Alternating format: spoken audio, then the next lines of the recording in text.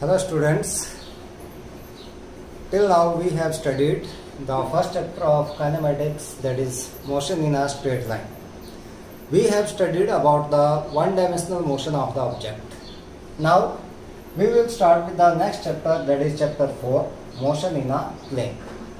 In this chapter we will study about the motion of the object in two dimensions. Means हमारे पास जब आपके पास कोई भी object जो है वो प्लेन में मूव करेगा तो उस केस में आपके पास दो कंपोनेंट और दो कोऑर्डिनेट्स जो है आपके पास पोजीशन को डिटरमाइन करेंगे. फॉर एग्जांपल आप लोगों के पास अगर वो एक्स वाई कोऑर्डिनेट में मूव कर रहा है then X and Y coordinate these will vary with the time. So उस सिचुएशन में आपके पास मोशन किस तरह का आएगा उस सारी चीजों को हम लोग यहाँ पर डिस्कस करेंगे. लेकिन यहाँ पर हमारे पास to make our problems very easy, there is a new concept in the physics, that is a concept of the vectors. हम लोगों को वेक्टर्स का ज्ञान होना यहाँ पर बहुत ही जरूरी है. फिजिक्स जो है वो आगे सारी की सारी आपके पास किसके ऊपर चली हुई है, that is in the form of the vectors.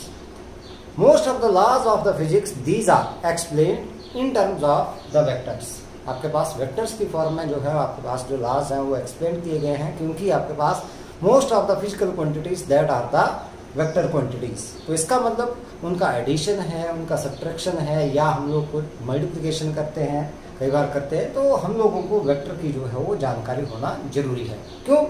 क्योंकि हमारे पास जो वेक्टर एडिशन है या वेक्टर सब्ट्रैक्शन है या वेक्टर जो प्रोडक्ट है आप लोगों के पास, दैट इज नॉट एप्लीकेबल और that can not be calculated by applying the simple laws of algebra. So हम लोग ये सारी चीजें यहाँ पर पढ़ेंगे, लेकिन सबसे पहले हम लोग यहाँ पर बात करेंगे किसकी, वेक्टर्स की. हम लोग सीखेंगे कि एक्चुअल में वेक्टर्स हैं क्या हमारे पास, उनके बारे में हम लोगों ने स्टडी करना है. फिर धीरे धीरे हम लोग वहीं पर आएंगे, मोशन के बारे में पढ़ेंगे हम लोग. तो मोशन तो बाद में पढ़ेंगे हम लोग, पहले हम लोग सीखेंगे किसके बारे में, वेक्टर्स के बारे में. तो वेक्टर्स का ये जो टॉपिक है ये सिर्फ आपके पास not only for the 11th class, it is helpful for you till further you will study the physics. जब तक आप लोग फिजिक्स पढ़ोगे तब तक आपके पास ये वेक्टर्स जो हैं वो साथ ही चलेंगे. Without the help of the vectors you are not able to study physics. So you have to study और you have to learn the concept of the vectors very carefully. ठीक है, इसलिए हम लोग बेटा आज धीरे धीरे सीखेंगे कि आपके पास ये वेक्टर्स होते क्या हैं, किस तरह के हैं. यही कंसेप्ट लेकर के चलेंगे हम लोग. कुछ दिन के लिए इनका एडिशन सीखेंगे, इनका सब्ट्रैक्शन सीखेंगे, हम लोग इनकी मल्टीप्लिकेशन सीखेंगे. ठीक है, ये सारा काम हम लोग करेंगे और उसके बाद हम लोग बात करेंगे किसकी, मोशन की बात करेंगे. ठीक है, तो स्टार्ट करते हैं हम लोग. देखो हमने बात की थी कि that the physical quantities are of two types. पहली बात की थी हम लोगों ने कौन सी, that is the scalar quantities. एक तो बात की थी कौन सी, स्केलर्स, और दूसरे हम लोगों ने बात की थी कौन सी, वेक्टर्स. यही बात की थी हम लोगों ने. एक तो हो गए scalars and second one are the vectors. तो पहले अगर बात करें हम लोग that what are the scalars. Scalars are the physical quantities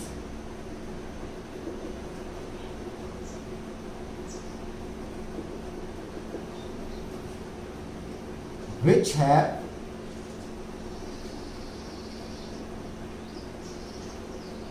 only magnitude only,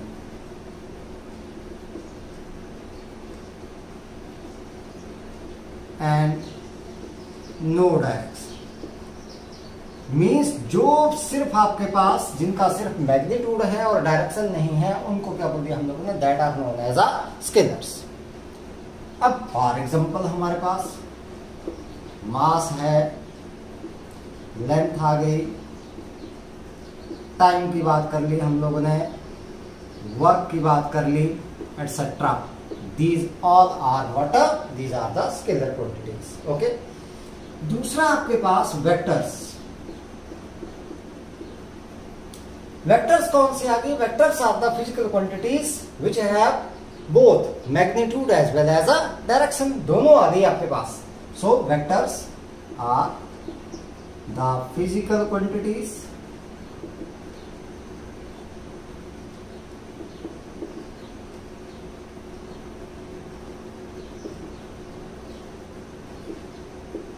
which have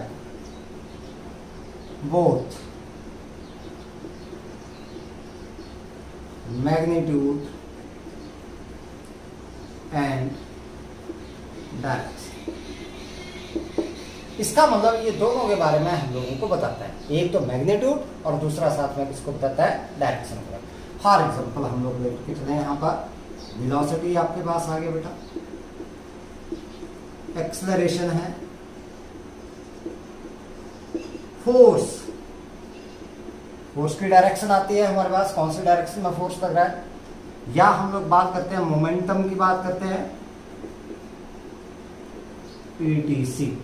ये हमारे पास कौन सी क्वांटिटीज आ गई, वेक्टर्स आ गए। तो ये तो हो गई क्वांटिटीज। अब बात करते हैं कि हम लोगों ने बात करनी है किसकी, वेक्टर की, कि वेक्टर हमारे पास एक्चुअल में रिप्रेजेंट कैसे करना है हम लोगों ने। ठीक है, तो वेक्टर्स को हम लोग यहाँ पर अब स्टडी करेंगे कि वेक्टर हमारे पास होते किस तरह के हैं और इनको हम लोगों ने किस तरीके से स्टडी करना है। So let us start with the vectors. So here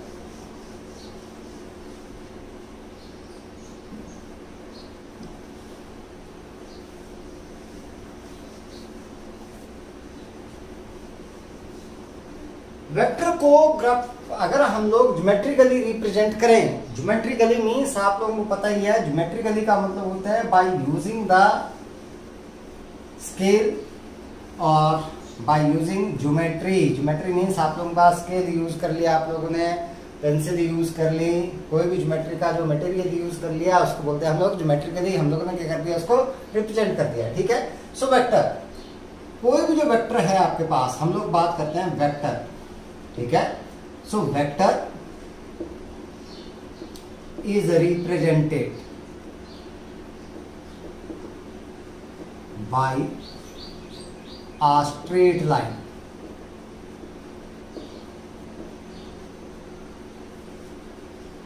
drawn with arrow head।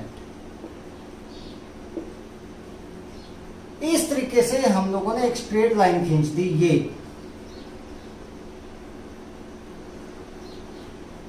इसको बोल दिया हम लोगों ने vector. The initial point of the vector, जहां से ये स्टार्ट हुआ, that is known as the tail of the vector. इसको बोलेंगे हम लोग इसकी tail. And the tip of the vector, tip of the arrow, that is known as its head. इसको बोल दिया हेड। नाउ ये किसी स्केल से हम लोग ने ड्रॉ किया। अब जब भी डिफरेंट वेक्टर्स हम लोगों ने ड्रॉ करने हैं तो उनका कंपैरिजन होता है। So the length of the vector, जो लेंथ है आपके पास, लेंथ ऑफ दिस एरो जो हम लोगों ने ये रिप्रेजेंट किया है, ठीक है, स्ट्रेट लाइन है या वेक्टर हमारे पास जो आ गया, represent the magnitude of the vector. मतलब जो फिजिकल क्वांटिटी, जो वेक्टर का मैग्नीट्यूड है, मतलब इसकी न्यूमेरिकल वैल्यू कितनी आ रही है, तो वो कौन रिप्रेजेंट करेगा आपके पास, इसकी लेंथ जो है, that will represent its magnitude. अगर मैंने कम लेंथ का खींच दिया, इसका मतलब उसकी क्या हो गया, मैग्नीट्यूड क्या हो गया, कम हो गया। ज्यादा लेंथ का खींच दिया, इसका मतलब उसका मैग्नीट्यूड क्या हो गया आपके पास, ज्यादा हो गया। ठीक है, ठीक, ये तो हो गया वेक्टर। अब किसी भी फिजिकल क्वांटिटी को हम लोगों ने कैसे रिप्रेजेंट करना है, वेक्टर क्वांटिटी, कोई भी वेक्टर क्वांटिटी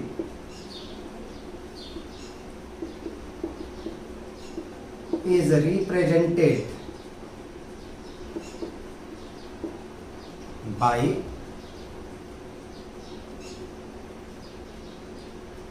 using arrowhead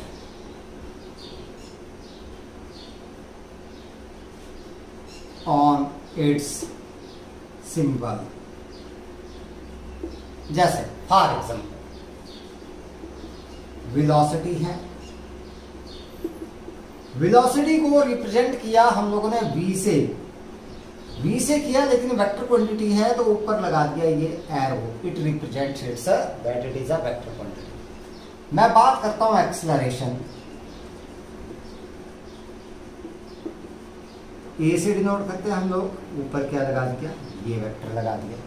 मैं बात करता हूं किसकी, फोर्स की, फोर्स को डिनोट करते हैं कैपिटल एफ से, ऊपर क्या लगा दिए, ये वेक्टर लगा दिए। इट मींस ये क्या हो गया पास, these are the quantities, vector quantity, how we have to represent these vector quantity. Velocity को v से ऊपर क्या लगा दिया, वेक्टर, एक्सेलरेशन को a से ऊपर क्या लगा दिया, vector. It represents that this one is a vector quantity. Force को किससे रिप्रेजेंट कर दिया, f से, so force that is also a vector quantity. इस तरीके से हम लोगों ने इन क्वांटिटीज को क्या करना है, रिप्रेजेंट करके चलना है। अब बात करते हैं हम लोग कि ये वेक्टर्स जो है आपके पास होते कितनी तरह के हैं। सो मेनली जो वेक्टर्स हैं, vectors are of two types.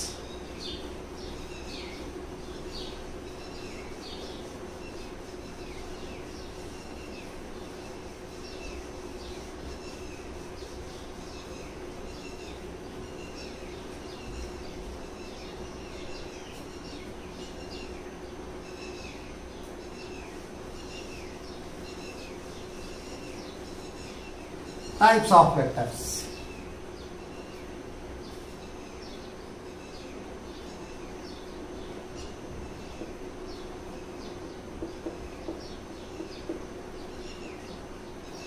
दो तरह के हैं। पहले आपके पास आते हैं कौन से, पोलर वेक्टर,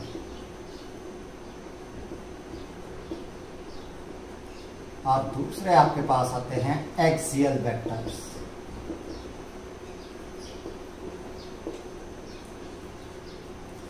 ज्यादातर हम लोग स्टडी करते हैं किसके बारे में, पोलर वेक्टर्स के बारे में। यहाँ पर स्टडी करेंगे कि पोलर वेक्टर हमारे पास होते क्या हैं। तो पहले इन्हीं के बारे में जानने की कोशिश करते हैं कि that what are the polar vectors.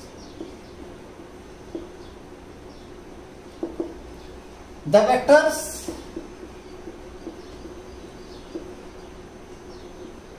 which have the starting point, जिनका कोई स्टार्टिंग पॉइंट है या कोई इनिशियल पॉइंट है आप लोगों के पास, ठीक है, विच है स्टार्टिंग पॉइंट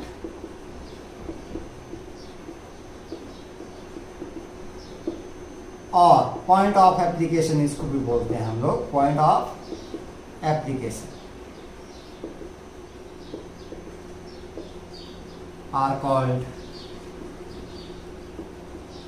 पोलर वेक्टर। ठीक है, और दूसरे आप इसमें एग्जांपल ले लो। जितने भी वेक्टर हैं हमारे पास, जैसे आप लोगों के पास डिस्प्लेसमेंट की बात कर दी, डिस्प्लेसमेंट होगा तो किसी पॉइंट से स्टार्ट होगा भाई, इस पॉइंट से लेकर के उस पॉइंट तक। अगर हम लोग बात करें किसकी, वेलोसिटी की, तो वेलोसिटी भी हम लोग क्या करेंगे, कहीं से स्टार्ट करेंगे भाई, यहां से स्टार्ट कर दिया हम लोगों ने, इसी पॉइंट से स्टार्ट कर दी, उसकी डायरेक्शन को शो करना है हम लोगों ने, तो वहीं से स्टार्ट करेंगे। किसी पॉइंट के ऊपर टेंजेंट ड्रॉ करते हैं हम लोग। फोर्स है तो फोर्स की भी डायरेक्शन किसी पॉइंट के ऊपर ही देंगे हम लोग। इसका मतलब इनका क्या आ गया आपके पास है, इनिशियल पॉइंट आ गया या पॉइंट ऑफ एप्लीकेशन आ गया, जहां पर ये क्या कर रहे हैं, एक्ट कर रहे हैं। ठीक है, लेकिन अगर हम लोग बात करें, दूसरी बात आगे कौन सी, axial vector.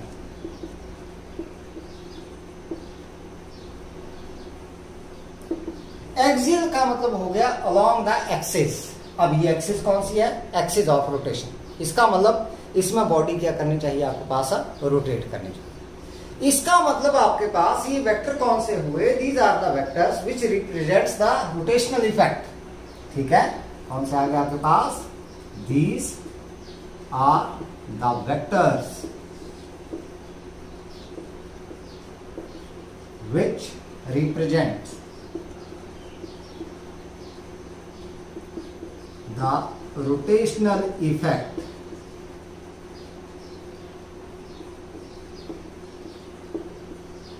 and act along the axis of rotation।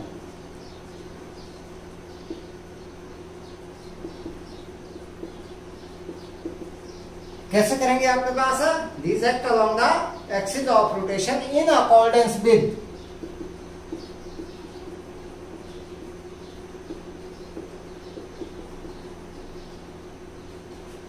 right hand rule, right hand thumb rule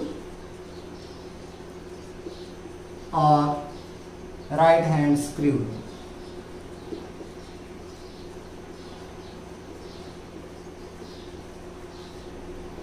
इसके ऊपर बाद में आएंगे हम लोग कि ये राइट हैंड थंब रूल कैसे इनकी डायरेक्शन देनी है और किस तरीके से। मोटी मोटी बात ये हो गई, जब आपके पास बॉडी रोटेट करेगी तो एक्सिस के अलावा जो वेक्टर आपके पास एक्ट करेगा उस वेक्टर को हम लोगों ने क्या बोल दिया, that vector is known as a axial vector. ठीक है, तो फॉर एग्जांपल हमारे पास यहाँ पर एंगुलर वेलोसिटी, ये आगे चल के पढ़ेंगे हम लोग रोटेशनल डायनामिक्स में। एंगुलर वेलोसिटी, एंगुलर मोमेंटम की बात कर लें,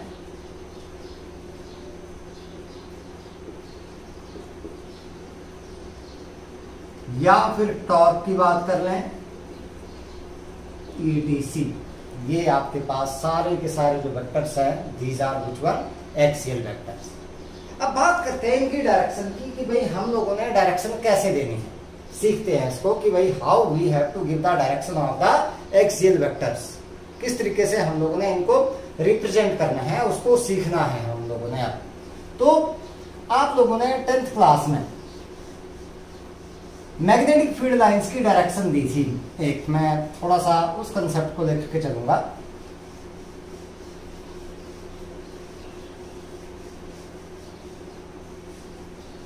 straight conductor, current carrying conductor से आप लोगों ने मैग्नेटिक फील्ड लाइंस की डायरेक्शन दी थी और उसमें आप लोगों ने क्या बोला था कि that if we imagine to hold the straight conductor, straight current carrying conductor in the right hand such that the thumb points in the direction of the current, then the curvature of the fingers that represent the direction of the magnetic field lines। यही बोला गया था कि ये हमारे पास अगर straight conductor आ गया और हम लोगों ने क्या किया कि इसको होल्ड कर लिया हम लोगों ने किसमें, राइट हैंड में, such that thumb points in the direction of the current, then the curvature of the fingers, जिस साइड को फिंगर्स आपके पास इंसर्कल करेंगी, that represents the direction of the magnetic field lines. अब इसमें थोड़ा सा हम लोगों ने उल्टा चलना है। जैसे मान लो हमारे पास क्या है कि जब ये मैंने प्लेन मान लिया कोई इस तरीके से,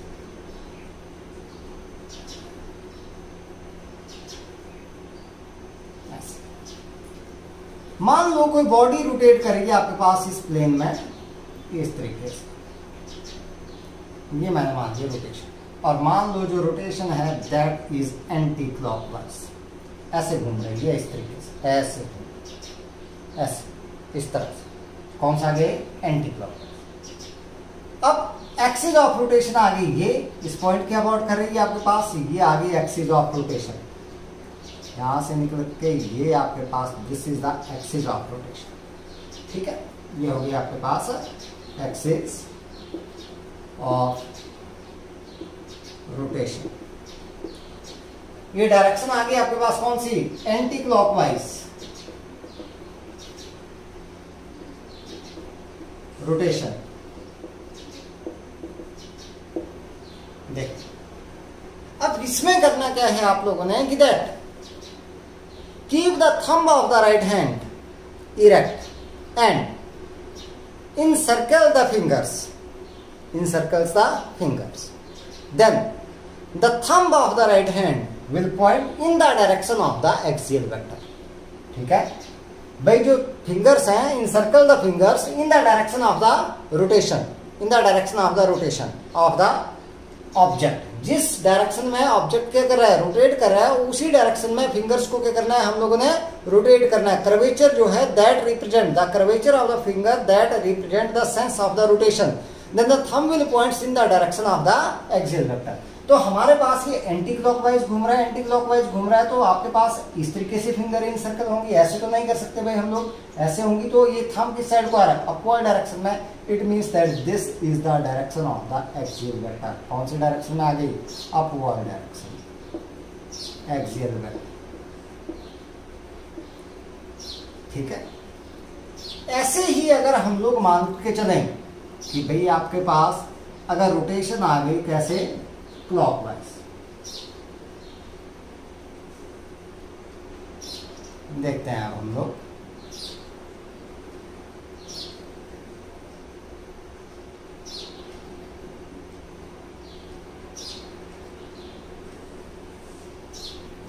हमारे पास रोटेशन आ गई ये इस तरीके से। ठीक है,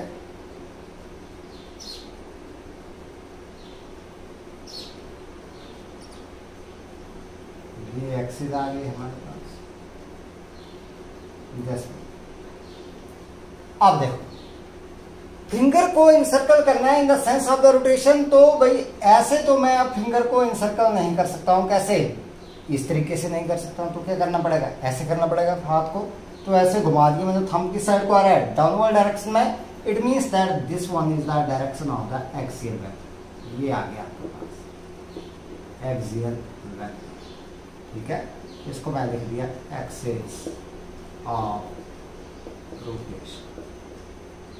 ये किसके लिए आ गया? दिस इज फॉर क्लॉकवाइज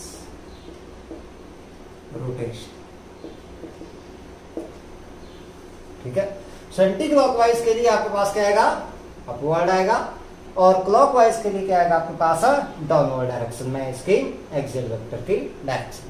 ठीक है, इंपॉर्टेंस की बात करें वेक्टर्स की हमारे पास, तो ज्यादातर जो लॉस है आपके पास वो फिजिक्स में इसकी बहुत ज्यादा इंपॉर्टेंस है। ज्यादातर जो लॉस है आपके पास फिजिक्स के that are explained in terms of the vectors, and many of the principles of the physics that becomes very easy to understand when these are explained in terms of the vectors। ठीक है, तो उस तरीके से हम लोग जो है जब भी रिजल्टेंट निकालते हैं किसी चीज का, कैलकुलेशन हम लोग निकालते हैं, तो अगर वेक्टर की फॉर्म में करें तो हमारे पास बहुत ही इजी हो जाता है। इसलिए वेक्टर का जो ज्ञान है, इनकी जो आप लोगों के पास नॉलेज है, दैट इज वेरी इंपॉर्टेंट। इसलिए हम लोग यहाँ पर इनके बारे में थोड़ा सा पढ़ेंगे। अब कुछ हम लोग यहाँ पर इंपॉर्टेंट डेफिनेशंस जो हैं वो स्टडी करेंगे। ठीक है, उनके बारे में थोड़ा सा हम लोग जानने की कोशिश करेंगे। देखते हैं हम लोग क्या क्या है। पहले बात करते हैं हम लोग modulus of a vector. General लेकर के चलेंगे अब हम लोग।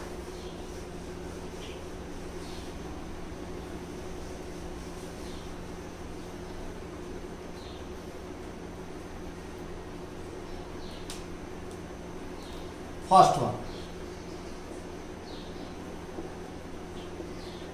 Modulus of a vector. Modulus क्या होता है? मॉडुलस का मतलब हो गया magnitude. So the magnitude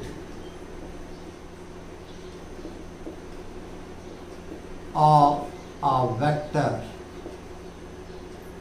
is called modulus of a vector। किसी भी वेक्टर का मैग्नीट्यूड जो है उसको क्या बोल दिया? उसका मॉडुलस बोल दिया। सो मॉडुलस ऑफ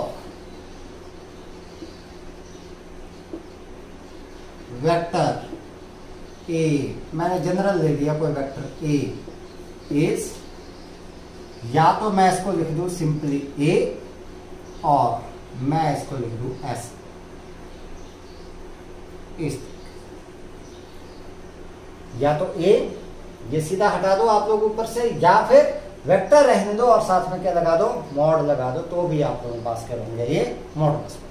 ठीक है, so magnitude of any vector that is known as its a modulus. दूसरा आपके पास आता है यूनिट वेक्टर। बहुत ही इंपॉर्टेंट है आपके पास unit vector.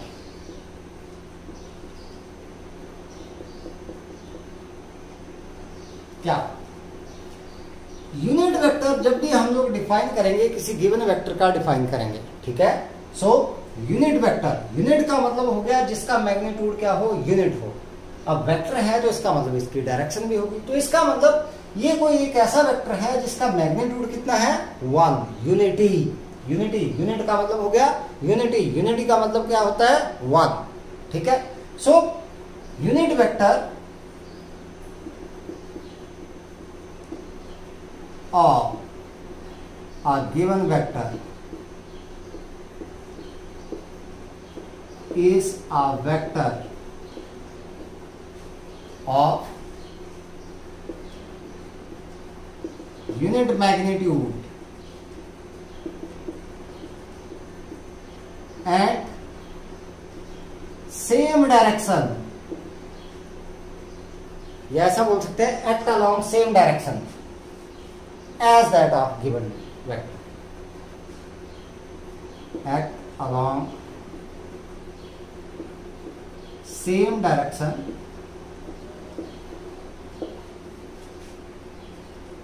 As that of given vector. मतलब कि किसी वेक्टर का यूनिट वेक्टर क्या हुआ, ऐसा वेक्टर जिसका मैग्नीट्यूड तो यूनिट ही है, लेकिन वो उसी वेक्टर के अलोंग क्या करे, एक्ट करे, जिसका कि वो यूनिट वेक्टर है। तो उस वेक्टर को हम लोगों ने क्या बोल दिया, unit vector. It means that this is the vector which is only used to give the direction of a vector, जो कि किसी वेक्टर की डायरेक्शन को दिखाने के काम में लिया जाता है। उस वेक्टर को हम लोगों ने क्या बोल दिया, यूनिट वेक्टर। तो इसको रिप्रेजेंट करेंगे हम लोग, अगर बात करें unit vector of vector A is written as A, और ऊपर ये लगा दी कैप। इसको पढ़ेंगे हम लोग ए कैप, ए कैप, ठीक है, ए कैप, ठीक है। It is written, it is read as a A cap, cap, cap मतलब टोपी पहना दी इसको हम लोग ने, ठीक है। तो अगर देखें हम लोग वेक्टर ए, क्या हुआ भाई, एक तो इसका मैग्नीट्यूड इनटू डायरेक्शन कौन देगा, यूनिट वेक्टर। देखो ये तो आ गया मैग्नीट्यूड, और डायरेक्शन के लिए कौन सा यूज कर लिया, यूनिट वेक्टर, क्योंकि यूनिट वेक्टर क्या देगा, इसकी डायरेक्शन रिप्रेजेंट करेगा। So unit vector that is equal to vector upon its magnitude. तो यूनिट वेक्टर हो गया क्या, vector upon magnitude of the vector, उसको बोल दिया हम लोग ने यूनिट वेक्टर। तो हम लोग ऐसे भी लिख सकते हैं इसको, that unit vector that is equal to vector upon its magnitude, magnitude इस तरीके से भी लिख सकते हैं, this is the unit vector. अब अगर हम लोग यूनिट वेक्टर की बात कर ही रहे हैं, तो हमें पता है that in the coordinate system x y and z axis these are mutually perpendicular to each other. तीनों एक्सिस क्या हैं, एक दूसरे के परपेंडिकुलर हैं। So the unit vector along the x y and z directions are क्या हो गया आपके पास, that i cap, j cap small and small k cap are the unit vectors along x axis, y axis and z axis respectively। ऐसे, ठीक है। अब एक एग्जांपल लेकर के चलते हैं। जैसे मान लो हमारे पास कोई वेक्टर है, ए वेक्टर है, उसके तीनों कोऑर्डिनेट आपके पास आ रहे हैं, एक्स भी है, वाई भी है और जेड भी है, आपके पास तीनों कोऑर्डिनेट आ रहे हैं। तो vector A that can be written as, vector A that can be written as A X I plus A Y J plus A Z K, इस तरीके से हम लोग रिप्रेजेंट करते हैं इस वेक्टर।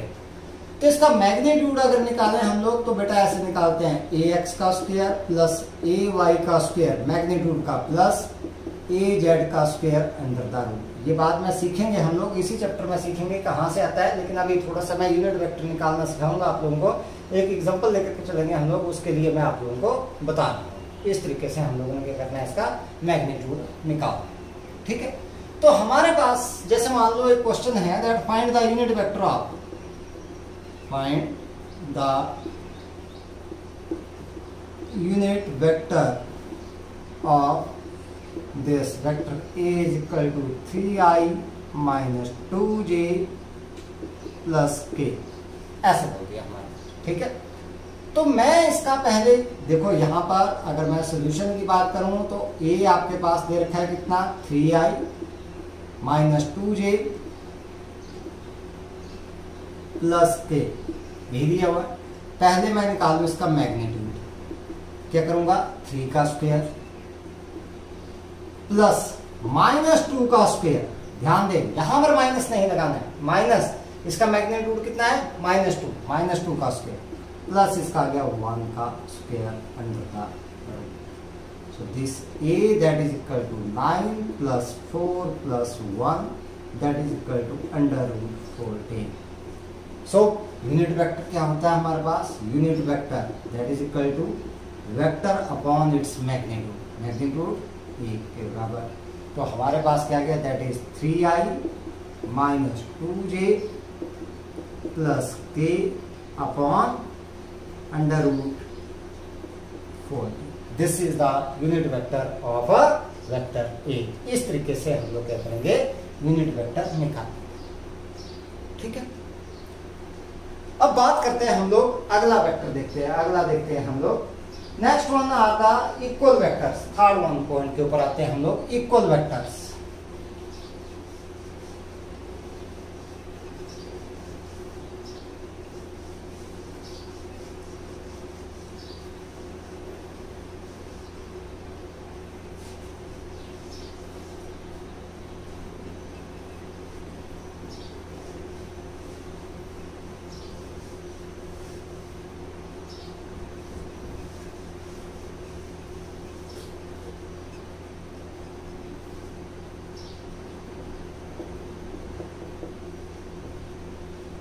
Equal vectors. इक्वल का मतलब जिनका मैग्नीट्यूड बराबर हो और डायरेक्शन भी सेम, समझ गए? तभी इक्वल हुए हमारे पास, अदरवाइज इक्वल नहीं हुए। देखो इक्वलिटी होने का मतलब क्या हुआ? आपके पास एक तो मैग्नीट्यूड भी बराबर हो, इसका मतलब दोनों वेक्टर की लेंथ क्या हो गई? बराबर हो गई। और दूसरी बात आपके पास क्या हो? डायरेक्शन भी सेम हो। इट मीन्स हमारे पास कोई भी दो पैरेलल वेक्टर्स जो कि आपके पास जिनकी लेंथ बराबर है, two equal vectors acting along the parallel straight lines are known as a equal vectors. ठीक है, तो हमारे पास the two vectors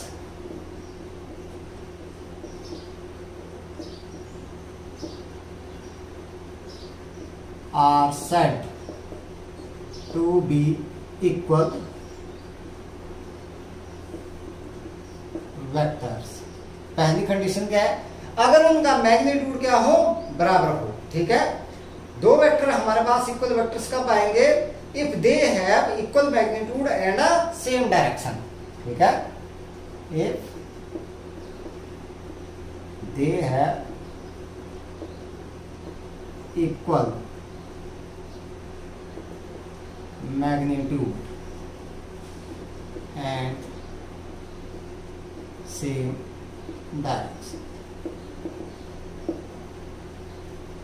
So these vectors are represented by parallel straight lines. ठीक है, तो जैसे हमारे पास a और b अगर मान लो इक्वल वेक्टर्स हैं, तो हमारे पास ये वेक्टर a आ गया, ये मैंने रिप्रेजेंट कर दिया। इतनी ही लेंथ का मैं वेक्टर b यहां पर ड्रॉ करूं, अगर ये लेंथ बराबर होनी चाहिए बेटा ये, और पैरेलल आने चाहिए आपके पास, then these two vectors are equal vectors. Means vector a that is equal to vector b। No matter कि ये एक ही जगह से स्टार्ट हो, मैं इनको ऐसे भी लिख सकता हूं, ये वेक्टर a ऐसे, और इतना ही यहां पर ड्रॉ कर दूं मैं यहां पर। ये वेक्टर आपके पास कौन सा आ गया? This is vector b। These are the equal vectors, बशर्ते इनकी लेंथ क्या होनी चाहिए? बराबर। मींस इनका मैग्नीट्यूड क्या होना चाहिए? बराबर होना चाहिए। So these two vectors are said to be equal vector. Means दोनों का मैग्नीट्यूड बराबर और डायरेक्शन क्या रहे? इनकी सेम। ठीक है, नेक्स्ट वन, फोर्थ वन की बात करते हैं, नेगेटिव वेक्टर। ये भी इंपॉर्टेंट कंसेप्ट है।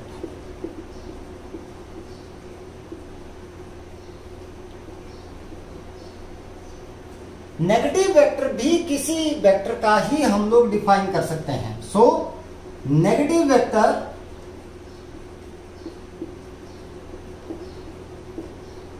Of a given vector is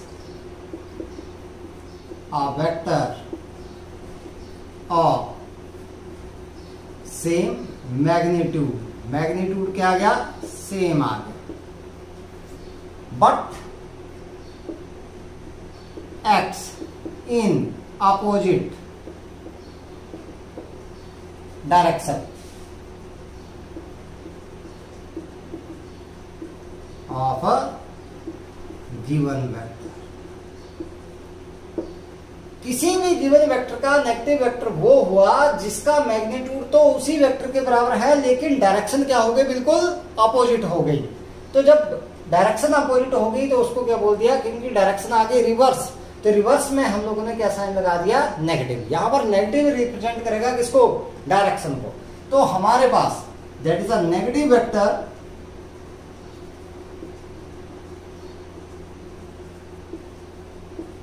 of vector A is, this is negative of a, ऐसा रिप्रेजेंट किया। तो जैसे ये वेक्टर ए है, ये इसका नेगेटिव वेक्टर मैंने बिल्कुल यहां पर ड्रॉ कर दिया, बराबर मैग्नीट्यूड, और आपके पास डायरेक्शन कर दी मैंने क्या, रिवर्स, बिल्कुल रिवर्स कर दी। मैग्नीट्यूड क्या रखा, बराबर रखा है। तो ये कौन सा वेक्टर हो गया आपके पास, इसका नेगेटिव वेक्टर। ठीक है, तो नेगेटिव वेक्टर क्या हुआ, किसी भी गिवन वेक्टर का having the same magnitude but act in the opposite direction of the given vector, that vector is known as a negative vector। उस वेक्टर को क्या बोल दिया हम लोगों ने, नेगेटिव वेक्टर। अब बात करते हैं हम लोग, नेक्स्ट वन आपके पास आता है को इनिशियल वेक्टर्स। फिफ्थ वन, को इनिशियल वेक्टर्स। तो को इनिशियल का मतलब हुआ आपके पास जिनका इनिशियल पॉइंट क्या है, सेम है, उन वेक्टर्स को बोल दिया हम लोगों ने कौन से, को initial vectors.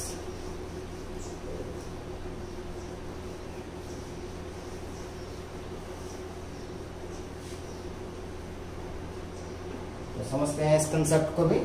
Fifth one,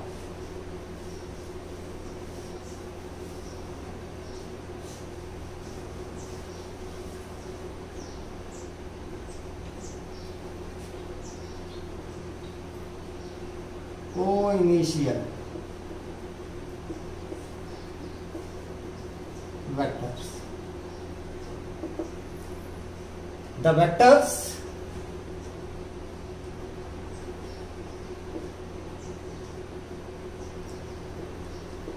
which have common initial points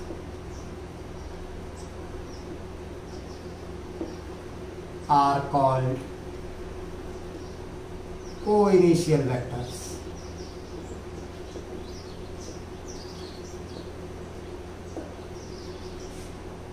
उनको क्या बोल दिया हम लोगों ने, that are known as a coinitial vector. For example दो वेक्टर हम लोगों ने ले लिए, ये वेक्टर ए यहां से स्टार्ट हुआ आपके पास, ठीक है, मान लो ओ है, ओ पॉइंट से हुआ पी की तरफ को, और बी जो है इस डायरेक्शन में हो गया क्यू की तरफ। ये हमारे पास आ गया वेक्टर बी। एक ही स्टार्टिंग पॉइंट है दोनों का, एक ही इनिशियल पॉइंट है, तो it means that these two vectors are known as a coinitial vectors. ठीक है, क्या बोलते बेटा हम लोगों ने, को-इनिशियल वेक्टर्स। नेक्स्ट वन आ गया कोलिनियर।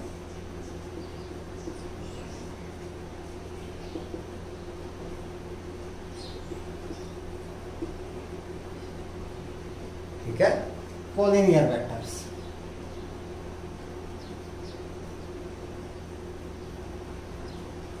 कोलिनियर वेक्टर्स देखते हैं। कोलिनियर का मतलब हो गया which act along the same line. Same line का मतलब वेक्टर्स में क्या होता है, अगर पैरेलल लाइन के अलोंग एक्ट करें तो हम लोग क्या बोल सकते हैं कि वो क्या हो गए, these are the collinear vectors. So the vectors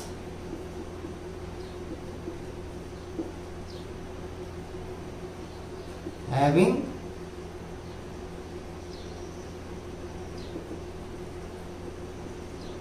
equal or unequal magnitudes। आप ध्यान दें, मैग्नीट्यूड की यहां पर कोई कंडीशन नहीं है, मैग्नीट्यूड इक्वल भी हो सकता है और अनइक्वल भी हो सकता है। द वेक्टर्स हैविंग इक्वल और unequal magnitudes but acts along the parallel straight lines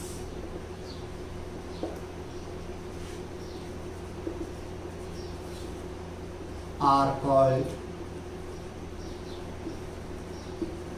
collinear vectors. जैसे कि ये दो vector, vector A, vector B, ऐसे भी रिप्रेजेंट कर, या मैं ऐसे कर दूं, ये vector A, this is vector B, कोई दिक्कत नहीं। या मैं ऐसे रिप्रेजेंट कर दूं that this one is vector A, this one is vector B.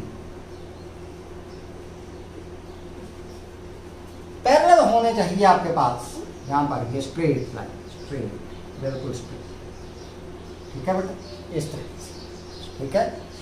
थोड़ा सा फिर से मैं स्ट्रेट रखूं ऐसे। तो इस तरह के वेक्टर्स को हम लोगों ने क्या बोल दिया, these vectors are known as a which one vectors, these are known as a collinear vectors, ठीक है। लास्ट में आते हैं कोप्लेनर वेक्टर्स। कौन से? Coplanar vectors, seventh one.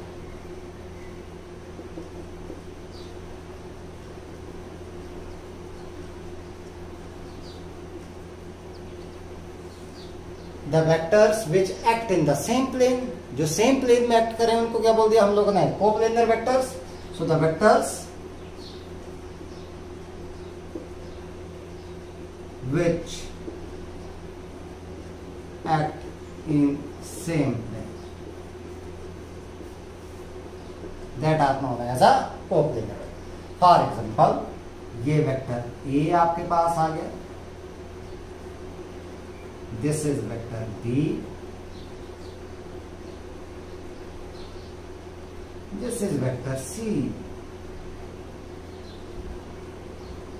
सारे इसी प्लेन में एक्ट कर रहे हैं आपके पास। ये आपके पास बोर्ड का जो प्लेन है एक्स वाई प्लेन में, इसको मान लेता हूं, एक ही प्लेन में एक्ट कर रहे हैं। इट मींस ये सारे के सारे जो वेक्टर्स हैं, these are known as the coplanar vectors. इन सभी को क्या बोल दिया, कोप्लेनर वेक्टर्स। तो इस तरह से हम लोगों ने इन वेक्टर्स को जो है वो ध्यान में रखना है। अब बात करते हैं हम लोग, एक इंपॉर्टेंट कंसेप्ट आपके पास आता है, that is a position vector and a displacement vector in a plane.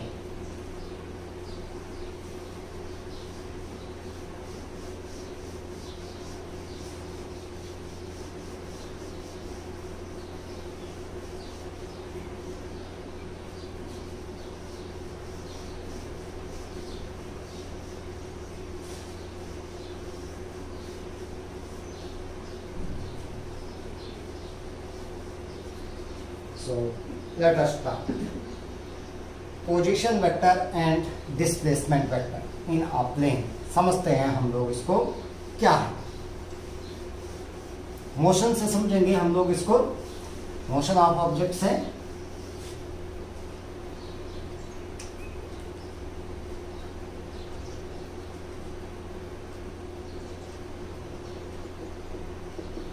Position vector कई जगह पर यूज करना है हम लोगों ने इसको, ये word position vector and displacement vector.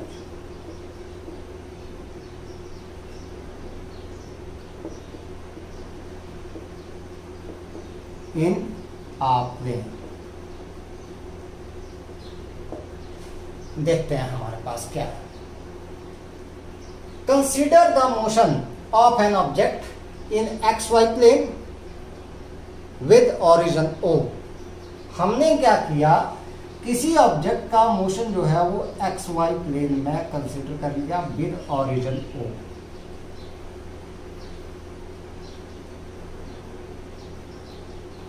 X axis, this is Y axis, this one is origin O। ये हम लोगों ने मान लिया, प्लेन मान लिया हम लोगों ने XY प्लेन, ठीक है। मान लो किसी टाइम t के ऊपर the object is at point A, ठीक है। तो हमने क्या मान लिया, consider the motion of an object in the XY plane with origin O। So let at any time t, इसके ऊपर let at any time t object is at a के ऊपर है, यहां पर मान लिया मैंने a. So the vector drawn from a to o, sorry o to a, ये आपके पास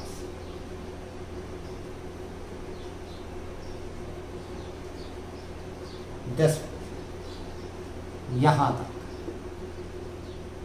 represent the position vector of the object at time t. So this vector O a is the position vector of object at time t, इस time it is represented by r. तो o A that is equal to r के बराबर मैंने इसको represent करके ये vector ले लिया मैंने r। बेटा हम लोगों ने जब भी पोजीशन वेक्टर को रिप्रेजेंट करना है तो r से ही रिप्रेजेंट करना है। तो देखते हैं पोजीशन वेक्टर क्या हुआ आपके पास। Position vector is the vector drawn from the origin to the position of the object at the given instant of time. क्या हुआ? It is the vector drawn from the origin to the position of the object at any instant of the time, that is known as a position vector. अब ये हमारे पास क्या करता है, जो पोजीशन वेक्टर है, it gives us two information.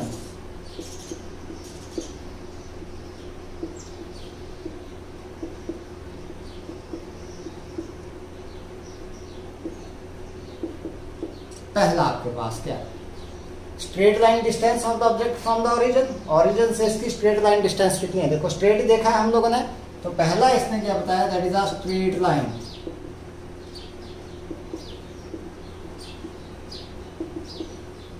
Distance of object from the origin. दूसरा, direction of the object with respect to the origin, कौन सी डायरेक्शन में, ओरिजिन से इस साइड को है, इस साइड को, कितने एंगल के ऊपर है, उसकी बात कर ले। So direction of object with respect to origin. तो दो चीजें हम लोगों के पास पोजीशन वेक्टर ने दिखा।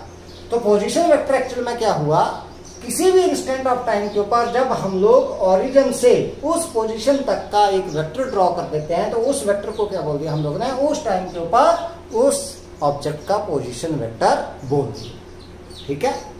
अब मान लो किसी टाइम t डैश के ऊपर जो ऑब्जेक्ट है that reaches at point B, यहां पर पहुंच जाता है मान लो आपके पास इस पॉइंट,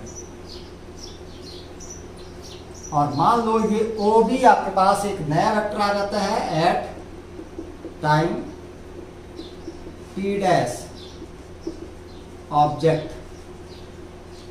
रीचेज एट B। तो ये जो आपके पास vector OB that is equal to R dash, मैंने मान दिया इसको ये R dash, this is the position vector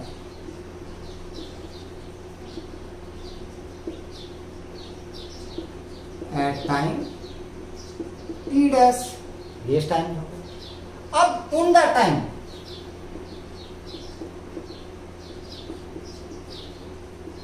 interval, देखो यहां पर पहुंचा t डैश में, t पर था यहां पर आपके पास, तो टाइम इंटरवल हो गया t dash minus t, object displace हो गया a से b तक। तो अगर मैं a से b तक एक वेक्टर ड्रॉ कर देता हूं ये, so this vector is known as displacement vector।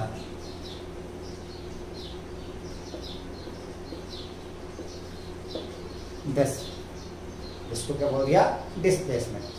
ठीक है। AB is the displacement vector. तो इस वेक्टर को क्या बोल दिया हम लोगों ने, डिस्प्लेसमेंट वेक्टर। तो डिस्प्लेसमेंट वेक्टर एक्चुअल में हुआ क्या आपके पास, the vector which represent that how much and in which direction, how much मतलब कितना, and in which direction मतलब कौन सी डायरेक्शन में, the object have changed its position in the given interval of the time is known as a displacement vector. The vector which represent that how much and in which direction, how much and in which direction the object has changed its position in the given interval of the time is the displacement of the object, displacement vector of the object in a that interval of a time. उसको बोल दिया हम लोगों ने क्या, displacement vector. तो यहां पर अगर मान लो हमारे पास, समझा गई ये स्टेटमेंट, तो अगर मान लो हमारे पास यहां पर ए जो पॉइंट है,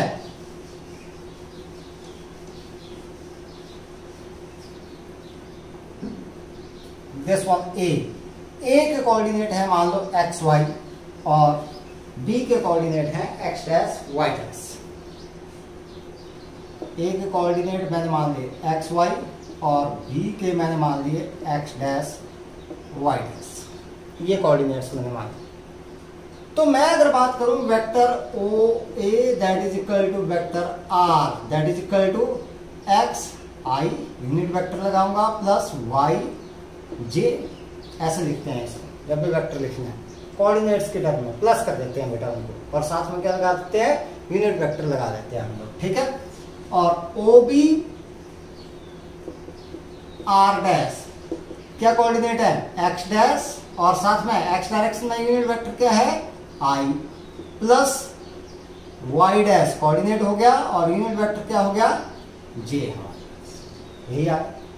अब डिस्प्लेसमेंट हुआ यहां से यहां तक, तो फाइनल माइनस इनिशियल आता है आपके पास, तो फाइनल हुआ ये और इनिशियल हुआ ये, तो इसका मतलब ए बी जो डिस्प्लेसमेंट वेक्टर है that is equal to o b final minus o a. तो हमारे पास आ गया ये क्या, x dash i plus y dash j minus x I plus Y j. Minus sign से मल्टीप्लाई करेंगे, आई कॉमन आ जाएगा और जे भी कॉमन आ जाएगा, तो मेरे पास बच गया एक्स डैश माइनस एक्स और ये i plus y dash minus y into j. This is the displacement vector in the time interval t dash minus t. तो इस तरीके से हम लोगों ने क्या करना है, डिस्प्लेसमेंट वेक्टर को निकालना है, ठीक है। तो ये छोटी सी जानकारी थी किसके बारे में, पोजीशन वेक्टर। पोजीशन वेक्टर क्या होगा आपके पास, जब भी हम लोगों ने ओरिजिन से किसी पोजीशन तक का वेक्टर ड्रॉ कर दिया तो उसको क्या बोल दिया हम लोगों ने, पोजीशन वेक्टर। यहां पर अगर ऑब्जेक्ट है यहां के लिए ड्रॉ कर दिया तो वो पोजीशन वेक्टर हो गया, यहां जैसे पहुंच गया ऑब्जेक्ट तो यहां से यहां तक कर दिया तो वो क्या हो गया आपके पास, पोजीशन वेक्टर हो गया। तो किसी गिवन इंस्टेंट ऑफ टाइम के ऊपर आप लोगों ने ओरिजिन से उस पोजीशन तक का जो वेक्टर ड्रॉ कर दिया that is known as a position vector of the object, ठीक है। And it is represented by R, small R से आप लोगों ने इसको रिप्रेजेंट करना है। अब बात करते हैं multiplication of vector by a real number.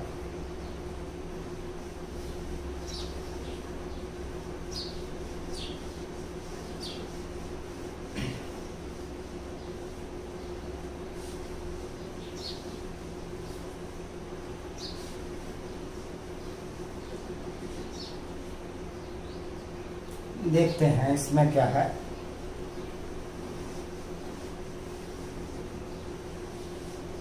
Multiplication of a vector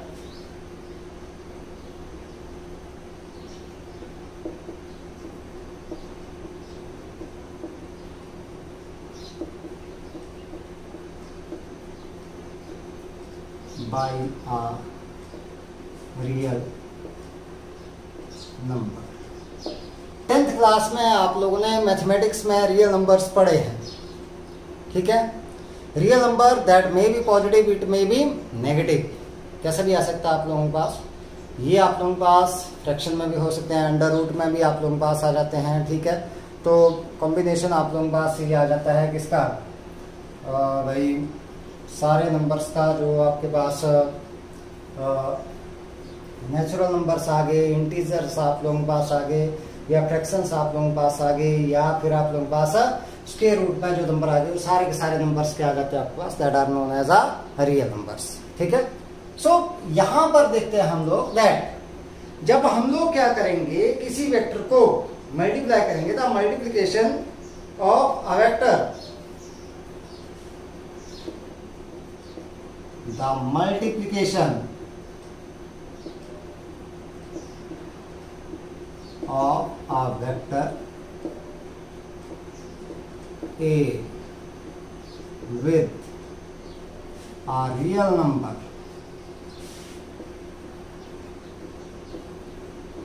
n gives a vector n A। ठीक है, in which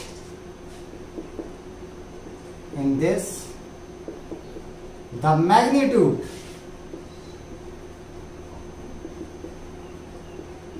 of the vector becomes n times the magnitude of A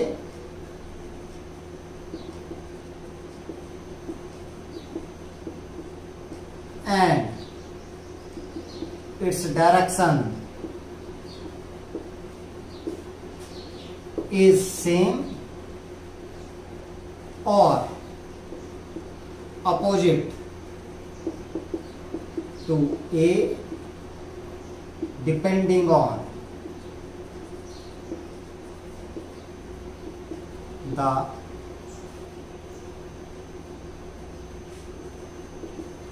sign of n, means whether it is positive or negative। ठीक है। एक बात और, the unit of n a is same as that of, unit आपके पास same है। जैसे आपके पास क्या है, कोई ये अगर मान लो आपके पास n पॉजिटिव है, मैंने n से मल्टीप्लाई कर दिया a को, तो मेरे पास आ गया ये n a। It means the direction of n a that will remain same as that of a, क्योंकि ये पॉजिटिव है तो पॉजिटिव से मल्टीप्लाई हो गया। लेकिन अगर मैंने मल्टीप्लाई कर दिया, ये n है नेगेटिव और a है पॉजिटिव हमारे पास, फिर मैंने मल्टीप्लाई कर दिया तो हमारे पास आ गया -na। इस तरीके से अब क्या हो गया, that the direction of the this one -na that is opposite to that of a, क्या हो गया, इससे अपोजिट आ गई। इसका मतलब डायरेक्शन डिपेंड हो गई किसके ऊपर, साइन के ऊपर, तो इससे क्या हो गई, ये अपोजिट आ गई। इसका मतलब जब भी हम लोग रियल नंबर से इसको मल्टीप्लाई करेंगे तो हमारे पास डायरेक्शन सेम भी आ सकती है और अपोजिट भी आ सकते हैं। अगर हम लोग किससे करेंगे, पॉजिटिव नंबर से मल्टीप्लाई करेंगे तो डायरेक्शन सेम रहेगी, और अगर नेगेटिव से कर देंगे तो आपके पास डायरेक्शन क्या हो जाएगी, अपोजिट हो जाएगी गिवन वेक्टर के। ठीक है। यूनिट की बात करते हैं। जैसे मान लो हमारे पास कोई फोर्स दे रखा है, फोर्स F दे रखा है 100 न्यूटन ड्यू वेस्ट, वेस्ट की तरफ को है, डायरेक्शन दे दी मैंने। ठीक है। और n मैंने मान लो इसको मल्टीप्लाई कर दिया, किससे, 2 से मल्टीप्लाई कर दिया। ठीक है, 2 ले गया, तो मैं बात करूं यहां पर NF, यही आएगा मेरे पास, दैट इज 2 into 100, तो ये आ गया आपके पास कितना, 200 न्यूटन ही बचा, और क्या बचा, ड्यू वेस्ट। इसका मतलब that the unit that will remain same, unit आपके पास वही ही रहेंगे। अब बात करते हैं हम लोग इसकी, that is the multiplication of a vector by a scalar. कोई स्केलर क्वांटिटी से अगर मल्टीप्लाई करें, ठीक है, by a scalar.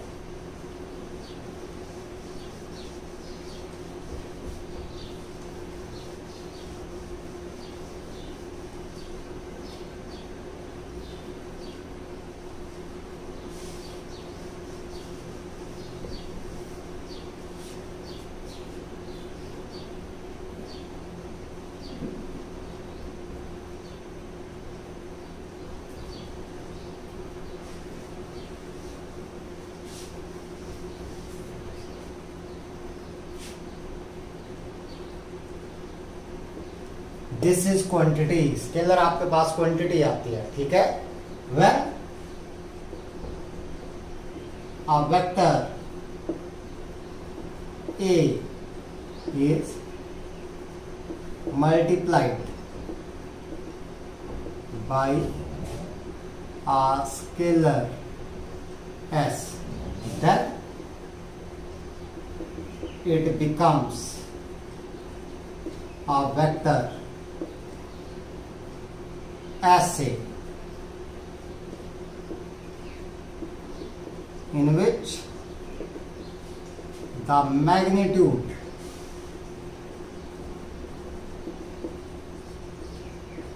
becomes S times the magnitude of A and direction is same as that of A, क्योंकि scalar quantity में हमारे पास scalar जो क्वांटिटी है वो सारी की सारी पॉजिटिव आती हैं, कोई भी नेगेटिव नहीं आएगी। तो इसलिए आपके पास क्या होगी, इसकी डायरेक्शन जो है आपके पास वही की वही रहेगी, ठीक है, magnitude. One more thing in this case, the unit of SA is different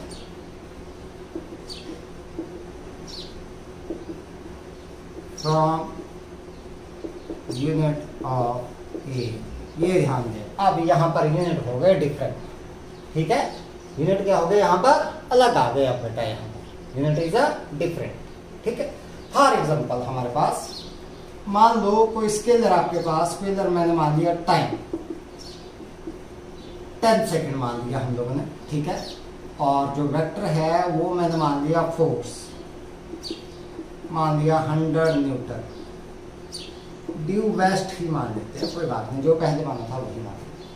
तो मैंने क्या कर दिया, दोनों को मल्टीप्लाई कर दिया, एस ए मतलब टी इंटू एफ आपके पास आ गया, that is equal to 10s 10 second into 100 newton due west. तो हमारे पास क्या आ गया, ये एफ इंटू टी, ये इम्पल्स होता है आपके पास वैसे, तो ये इम्पल्स के बराबर आ जाता है बेटा, इम्पल्स आई के बराबर इम्पल्स होता है ये। वैसे आप लोगों को यहाँ पर रिप्रेजेंट करने की अभी जरूरत नहीं है, बाद में पढ़ेंगे कि इम्पल्स होता क्या है आपके पास। That is equal to f into t, that is equal to कितना हो गया 1000 न्यूटन सेकेंड, ध्यान दिया 1000 न्यूटन सेकेंड। यूनिट चेंज हो गए, इसके थे न्यूटन ही, जो ए था उसके थे न्यूटन ही, तो इसका मतलब ऐसे के यूनिट क्या हो गए, डिफरेंट फ्रॉम ए, ड्यू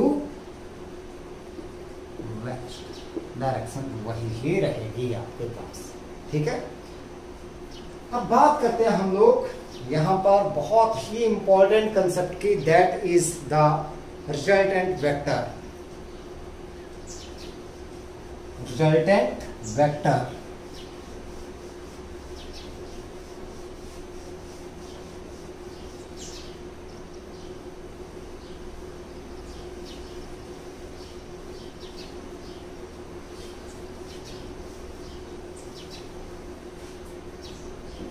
देखते हैं हम लोग रिजल्टेंट वेक्टर क्या होता है।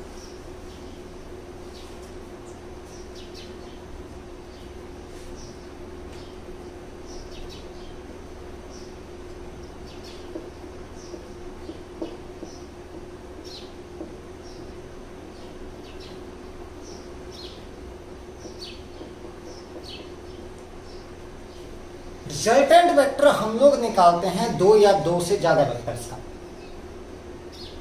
दो या दो से ज्यादा वेक्टर्स के इफेक्ट को जब एक सिंगल वेक्टर रिप्रेजेंट करता है तो उस वेक्टर को हम लोग बोल देते हैं उन तीनों दो या दो से ज्यादा वेक्टर्स का resultant vector. So it means that ये क्या हो गया आपके पास कि that the resultant vector of two or more vectors, resultant vector of two or more vectors is a single vector, एक सिंगल वेक्टर आ गया, ठीक है, which produces the same effect, which produces the same effect as is produced by individual vectors together. इसका मतलब जो आपके पास individual vectors मिलकर के जितना इफेक्ट प्रोड्यूस कर रहे हैं वो अकेला ही कर रहा है, तो इसका मतलब वो जो वेक्टर आपके पास आ गया that is a resultant vector, ठीक है। So resultant vector of two or more vector is a single vector, दो या दो से ज्यादा वेक्टर का रिजल्टेंट वेक्टर क्या हो गया, का सिंगल वेक्टर हो गया, जो कि उतना ही इफेक्ट प्रोड्यूस करेगा जितना कि आपके पास दो या दो से ज्यादा वेक्टर्स जो है वो मिल करके प्रोड्यूस करते हैं। तो इसका मतलब वो उन सभी का क्या हो गया, रिजल्टेंट वेक्टर, मतलब उन सभी को जोड़ दे तो आपके पास वो वेक्टर आपके पास आ गया, ठीक है। तो इसको डिनोट करते हैं हम लोग, it is denoted by R. तो मान लो अगर हम लोग बात करें that the resultant vector of vector A and vector B is given by R is equal to vector A plus vector B। इसका मतलब क्या हुआ, ये सिंपली ऐड नहीं होते हैं हमारे पास, इनके लिए अलग रूल है आपके पास, लेकिन मैं बोलूं अगर इन दोनों का सम करके मतलब जो ये इकट्ठे होकर के जितना इफेक्ट प्रोड्यूस करे उतना ये सिंगल ही प्रोड्यूस करे, तो इसका मतलब इन दोनों का रिजल्टेंट आपके पास किसके बराबर आ गया, that is equal to vector R। तो ये दोनों वेक्टर का क्या हो गया, रिजल्टेंट वेक्टर हो गया। ये निकालना कैसे है ये हम लोग आगे सीखेंगे, ठीक है। तो हम लोग बात करते हैं कि that vector addition is not possible by the simple laws of algebra. Simple सी बात देखते हैं, हम लोग सीखेंगे आज एक दैट वेक्टर एडिशन करेंगे हम लोग। अब ये एडिशन की फॉर्म में लिखा मैंने यहाँ पर कि भाई आप लोगों को लगा होगा R लिख दिया मैंने, R is equal to A plus B, कि भाई सिंपली हम लोग क्या कर देंगे, इनको ऐड कर देंगे, तो ऐसा नहीं है बेटा आपके पास, ठीक है। So vector addition is not possible by simple laws of algebra.